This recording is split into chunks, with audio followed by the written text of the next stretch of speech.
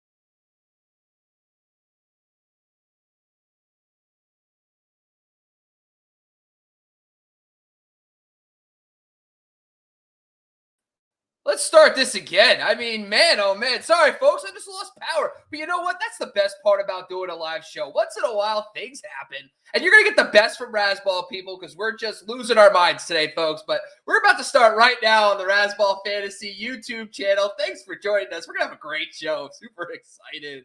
Here we go.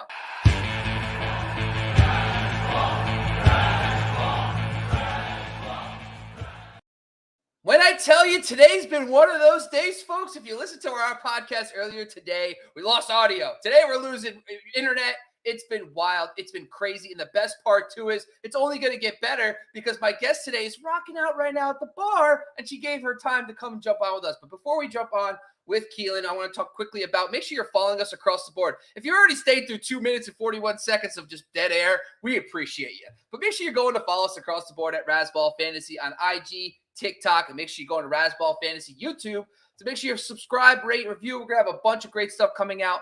Also on the website at razzball.com on the NFL piece. But you know what? At this point, I let her, she's waited long enough.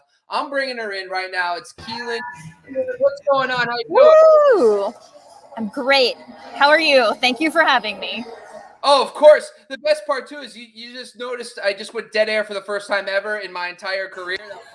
I think I might be bad luck for you. Also, to any listeners that are live, sorry, it's noisy. I am literally at a bar, and they just turned on the NBA Finals. So apologies for that. No, and cheers. This is the vibe we want anyway here at Razzball Fantasy. So we're all good. So let's get into it right now. Today, we're bringing you on because you are a fan of the New Orleans Saints. You want to talk quickly about Chris Olave. So tell us what you found out about this guy. Yes, I am a Saints fan. I'm also a Titans fan, so I hope we get to continue our conversation about both. But yeah, today I am here to talk about Chris Olave, who, as hopefully some of you already know, he was drafted number 11 in the first round for the Saints. The Saints traded up. They had the 16th pick, but they traded the now Commanders for the 11th pick and picked up Olave. If you don't know him, he played for Ohio State. And he was kind of a go-to guy for now the quarterback of the Chicago Bears, Justin Fields, for a while before he went on to the NFL. And I think one of the biggest stats from his college career that's been most notable is that he is in the Big Ten, the fourth all-time receiving touchdowns record with 35 receiving touchdowns. So that's pretty freaking crazy for all time. Like that was one thing that was really impressive to me. And of course, he's got a ton of other accolades. So during the combine, I read a lot of the scouting notes, and literally one of the scouting notes was that he is buttery smooth, which cracked me up, but was also like, hell yeah. So they noted that he was, very smooth and fluid and efficient. And he was very fast. I think out of all of the wide receivers, he had the 8th fastest 40 time. And I think some of the weaknesses they noted were sort of that, even though he was buttery smooth in terms of efficiency and being fluid in movement, he also has kind of butter fingers at the same time. So it was noted that maybe when he was running, he couldn't catch that well. And additionally, he's not a very big guy. He's only about 6 feet tall and 188 pounds as last reported. So that's not too big. And so, there's points where he can't really block runs and he himself might get kind of neutralized at a certain point. So yeah, those are some kind of pre-NFL notes. There's been a lot of talk of him recently because Bobby, as you pointed out, he has kind of this Robin feel with Michael Thomas. So he and Michael Thomas have actually been working out together, and they've been staying with each other and things like that. And, notably Michael Thomas has been out a lot the past season and a half, and it's reported that he still is going to be potentially out. Dennis Allen, the Saints coach, has said he's not practicing yet. We don't really know yet. We hope he's back, obviously, but to be determined. So just thinking of Olave, obviously added to the Saints. It's huge. They've been really suffering without wide receivers, without Michael Thomas. Now they have Jarvis Landry and Olave here with us now. And I think, especially in terms of dynasty drafts, or if you're in a dynasty league already, there's huge opportunity with Chris Olave. Michael Thomas isn't a for sure bet, and Olave has those shoes that he might be able to fill. And certainly this season, we'll see him doing something, I would think. So yeah, he's pretty exciting, and I'm really excited he's getting this training basically from Michael Thomas, who also is an Ohio State guy, that's awesome. So yeah, super exciting player. I'm super excited for the Saints to have him, and hopefully they'll do a little better this year than 9-8, but we'll see. Yeah, absolutely. Well, the interesting thing about this is that when they come into this right now, that last year, no wide receiver, no player topped 700 yards on the entire team. Marcus Callaway is not, for where he came from, and now he's actually played pretty well. I think he's better suited probably as a 3-4 now in this offense. But now you also have Jarvis Landry. You also have Michael Thomas coming back with Chris Olave. I guess you see some problem with target distribution for Chris Olave in year one, maybe make you hesitant maybe in redraft. Yeah, so I would think so. So one thing I kind of noted too was that for Dynasty especially, he'd be a good pick because it's it'll give him, you'll pick him up, but then he'll have time to make mistakes. It won't be the end of the world. And then with just the ongoing quarterback weirdness with the Saints, it's kind of really up in the air. Jameis Winston, Taysom Hill, Red Rifle, now Andy Dalton, what is going on there? I'm sure there's going to be a bit of shuffling around and learning that'll be a little intense at the beginning as well. Yeah, the other thing too, when I'm looking at all this situation, is that Michael Thomas, yes, he is under contract, but maybe if Chris Olave shows out a little bit, makes him expendable. Jarvis Landry is only under contract for 1 year. Yeah. And look at Marcus Callaway. He's a restricted. Remember, this guy is a low draft capital, so Olave's future could be a lot better, maybe more of a dynasty type play than you normally think. Yeah, I agree completely. And I think, I'm, as a fan, but also as somebody who participates in fantasy football, I'm definitely more open to that as well, because I know Michael Thomas gets kind of a bad rep from some people. And I know he's been kind of he was Bree's go-to guy a little bit too. So that's going to be interesting to see how that changes with Breeze gone. And then, the injuries, and it's completely possible. And you mentioned the contract. And I think there's, it's reported there's a little tension. So yeah, it's going to be really interesting. And I absolutely agree with you that there's a place for him.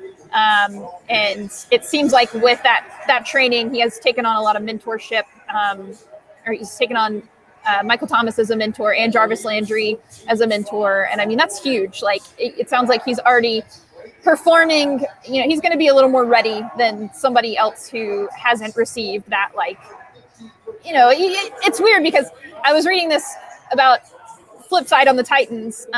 It's a little different for quarterbacks, but thinking about Ryan Tannehill, he was quoted a month or two ago now saying, that wasn't really his job to mentor people.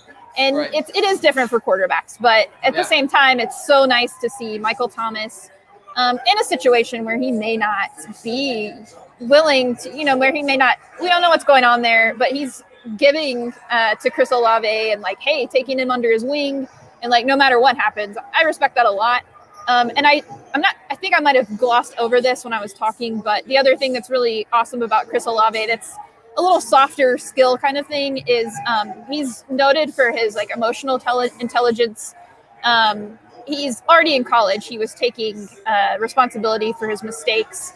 And I think that's huge because a lot of times when we see these higher draft picks come in, that's the thing you see them screw up on. They come in used to being a big fish in a smaller pond, and now it's like, all right, you're with all these good guys. So yeah, I mean, that's one thing I'm really looking forward to, and having him on the Saints, who are this kind of crazy team right now it's like, what's going to happen with him is that he can provide almost this like maturity for a younger guy.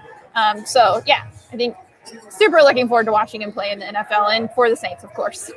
Yeah, and the good news is, even though Sean Payton's no longer the head coach, Pete Carmichael's now the OC, still the OC, but now the play caller. So there's going to be continuity. So Michael Thomas knows this offense like the back of his hand. That's good news for Chris Olave, learning under him. But let's dive in. Let's put our feet to the fire here a little bit and talk about ADP. And let's see if you'll actually take these guys. Currently today, Best Ball ADP has Chris Olave going 100th overall, pick wide receiver 44. So instant reaction. Are you willing to take him in that range in your ADP best ball drafts for redraft? So I would, but I think part of it is a little bit of maybe, I'm a little sentimental about him probably at this point, but I do think because of the opportunity he has, I feel good about it. Like, I feel really good about him. And again, I think the big thing to me, and that I always worry about with guys that are rookies, is their like mental and emotional maturity. Like, that's how many times have we seen some of these draft picks just like flop because they can't take it and they don't adjust well. So I think the fact that he's already like, again, been taken under a wing and has already displayed some kind of psychological things that sometimes they don't have yet, I think that's wonderful. And wide receivers these days, it's like, you just go through them so fast. They get hurt so often. So, I mean, they come at a premium now. And I personally, especially in my Dynasty League, I hope none of them listen to this, but I'm probably going to try to pick him up in my Dynasty League. All right. Well, we'll make sure that, yeah, exactly. So the thing is, that's a perfect transition because he's going 7th overall right now in Dynasty rookie consensus rankings. So that's right ahead. That's right behind Treylon Burks and Jameson Williams, and then right ahead of guys like Sky Moore and Christian Watson. So I guess I know your answer probably yes, you'll take him ahead of Sky Moore and Christian Watson, but is there any hesitation for Treylon Burks and Jameson Williams? So I think, they have a little more opportunity probably than I think people see such big names ahead of Olave right now. It's from an outside perspective, like Michael Thomas, Jarvis Landry, Marcus Callaway, like he's not going to maybe get to play that much, but I hate to say this, but I personally think he will. So that's the only reason I'm kind of like a little more positive about him. But I do think there is a chance that he might not get that much time now. And then I think also for me, like personally, and this is speculation on my part, like I haven't played football, but I think, and I haven't heard how much he's grown yet. Like he's pretty small. So I would worry about him getting hurt as well. But hopefully, we'll see him grow physically and mentally and see his skills grow. So those are the kind of two things that I'm a little like about. Yeah. All right, before we go, I just want to make sure we give Keelan a chance to shout out her own stuff. You got any articles coming out on the football? I know you write for baseball. The floor is yours. Tell us where people can find your content. Yeah, sure. So right now for Razzball especially, I have been focusing on baseball and injuries for baseball. I have a weekly, it comes out every Saturday, I think nights, but you can catch it on Razzball in the morning. It's the fantasy baseball injury report, but it's just real life baseball injuries. For football, hopefully diving more into this stuff. I really enjoyed talking about Olave. Hopefully I can continue that with Saints, Titans, and I'm on Southside Sox as well for baseball. Perfect. Well, thank you once again for being on the show. Listen, this girl is at the bar, hanging out, having beers, and she still makes time for her Razzball Team. I love it. The only thing I'm upset about is you didn't tell me ahead of time, so I could have had a beer ready to go with you. But that's my bad. Next time, though. Next time. Next show we will. Once again, this was the Razzball Fantasy Football Podcast on the Razzball Fantasy YouTube channel. Make sure you guys go subscribe, like, review all these photos. We love every second of doing this. We really appreciate your support. Make sure you're going on IG, checking out the TikTok, and making sure you're following us everywhere because we got big things coming this season at Razzball.com. Once again, I'm your host, Bobby LaMarco. The girl swinging that beer right now is Keelan, and we're out of here, folks.